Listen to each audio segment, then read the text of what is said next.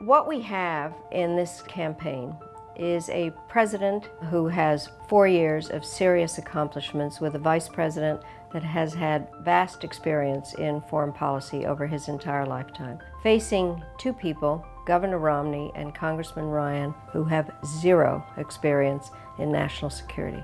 In Governor Romney, what worries me is just a series of statements that show that he's not ready for prime time in terms of national security. If you look at Libya, Romney, shot from the hip before he had any of the facts. As events were still unfolding and we were just learning that Americans had been killed, Mitt Romney went out and made a statement. It's a terrible course for America to stand in apology for our values. The statements were inappropriate and, in my view, a disgraceful statement on the part of our administration. And he went out and attacked our president.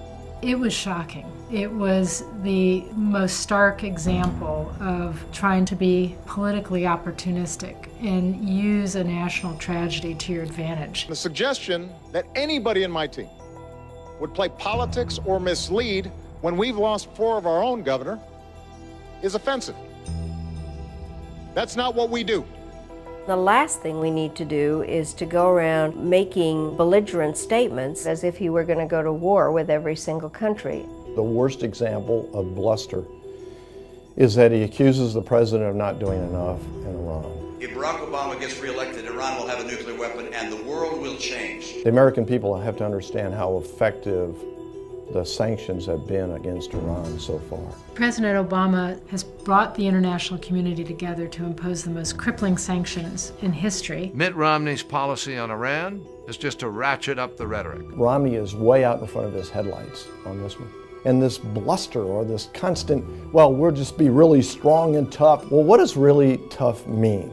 If he's talking about going to war with Iran, he needs to tell us. What he has said about Afghanistan is that it's a mistake to set a timeline. I can't understand that either, because in order to plan and to make clear to the Afghans that they are going to have to run their own country, I think having a timetable is very important. The sense in some of the ways that he's talked about Iraq or Syria or Afghanistan is that he might want to redeploy troops. Governor Romney called the ending of the Iraq War and the bringing of our troops home tragic. The precipitous withdrawal is unfortunate. It's more than unfortunate, I think it's tragic. Which is really hard to understand. He wanted to keep our troops there longer, tens of thousands of them, was not clear about their mission, their strategy, or how long they would be kept there. Governor Romney really hasn't talked much about the fight against al-Qaeda. He actually said, look, I wouldn't move heaven and earth to go after one man, bin Laden. I can't believe that at some stage he would even have thought that it wasn't worth going after Osama bin Laden. Romney just says things that are not true or irresponsible and is willing, for politically expedient reasons, to put at risk our foreign policy. I find it as irresponsible in a candidate as anything I have ever seen in all the years I've been in public life.